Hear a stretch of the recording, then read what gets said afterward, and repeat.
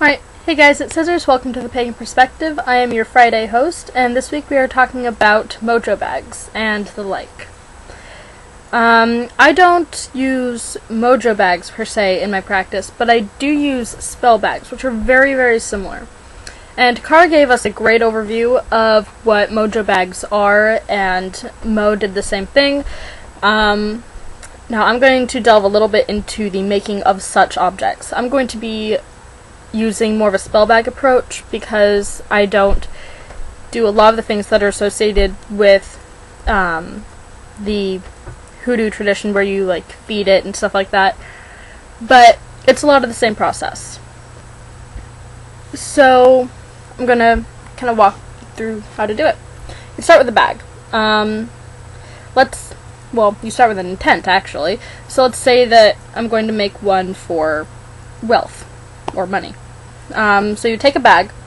I would generally choose a green bag, but this is what I have, so for all intents and purposes, this is going to be a green bag.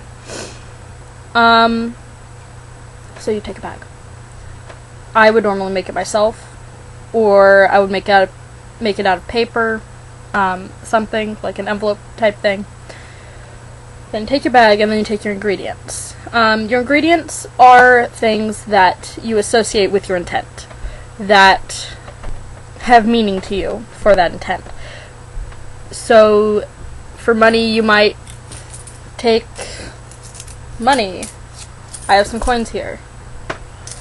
You might take things like runes that you associate with wealth or money.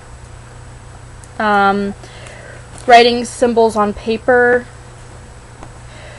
or other things like, if I can dig around in here a little bit, taking a stone and charging it for wealth or whatever your purpose is.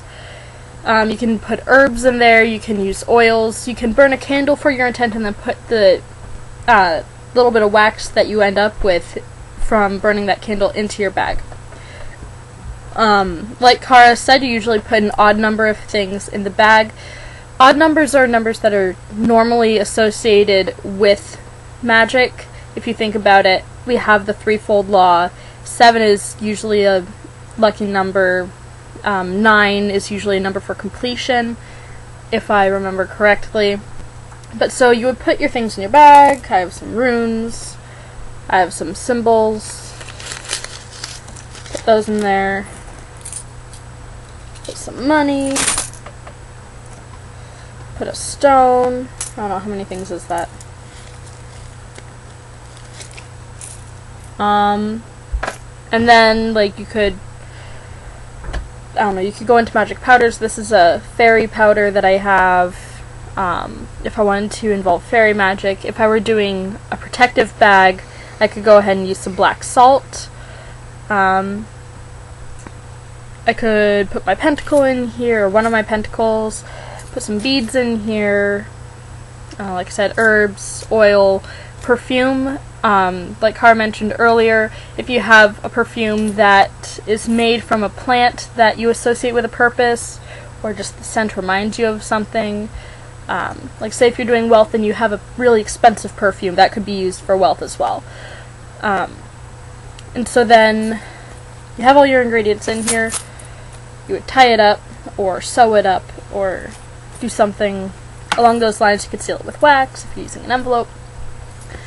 And this by itself is nothing. This has no inherent magical properties. It's just a bag of stuff. The thing that makes it into a spell bag or a gree bag or whatever it is that you're doing is the ritual that you do with it. You have to bless it and charge it, essentially. If you're doing a gree bag, you would feed it and go through all those extra steps that Kara mentioned. So I would probably smudge this and bless it in the name of the god and goddess, or a specific god and goddess that would match my intent.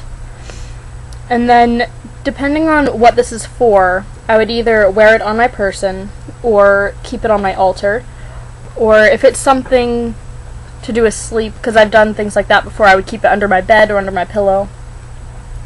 And just let it run its course. I would recharge this every full moon or associated moon phase, depending on what your intent is. And whenever I felt I didn't need it anymore, I would thank the god and the goddess and take it apart. Because once it's not needed anymore, then, you know, you can use the ingredients later. So yeah, that is my rather short video on spell bags and Grigri bags and the like, because they're all very similar. If you have any questions for me or any comments, leave them below. And I will see you guys next week. Much love and blessed be. Bye.